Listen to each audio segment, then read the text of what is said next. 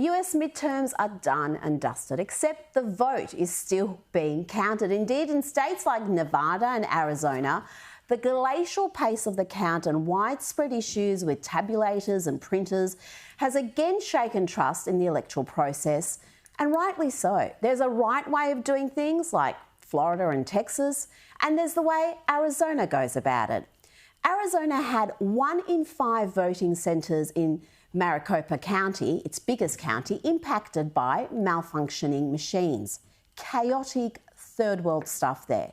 No wonder election integrity is a big issue in America. Florida, with a population of around 22 million, managed to count 98% of votes by election night. And this in a state recovering from a hurricane and preparing for another. Arizona, with around 7 million people, is still counting, with officials hoping to get their one job done by early next week, hopefully. As it stands, Kari Lake, who was trailing by as much as 14% on election night, with 51% of the vote counted, well, now she is within striking distance, with 16% of the vote left to be counted. Couldn't be much closer. The midterms will see the Republicans with a likely small majority in the House, and they could still get a majority in the Senate if they hold on in Nevada, where it's very close indeed, and win the Georgia runoff. So not the red wave they were hoping for. The House is theirs, it looks like, but they're not going to have that thumping majority. But any way you look at it, the Republicans won the midterms. But because it wasn't the shellacking they were expecting, the Democrats are celebrating like they've just won the Super Bowl. Just have a look at cackling Kamala telling Biden, "You did it, Joe." You did it, Joe.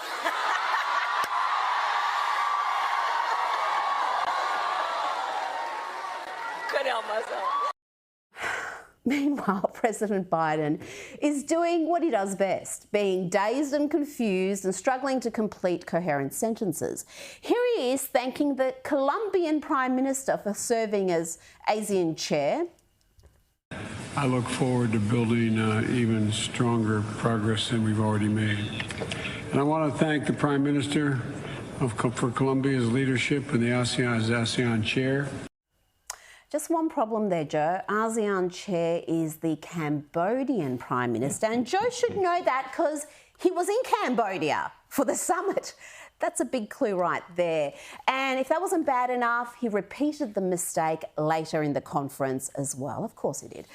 And this week, the president was also in Egypt for COP27 and trumpeting the US's energy policies. You know, the ones that are seeing skyrocketing prices that are crippling for households and businesses alike.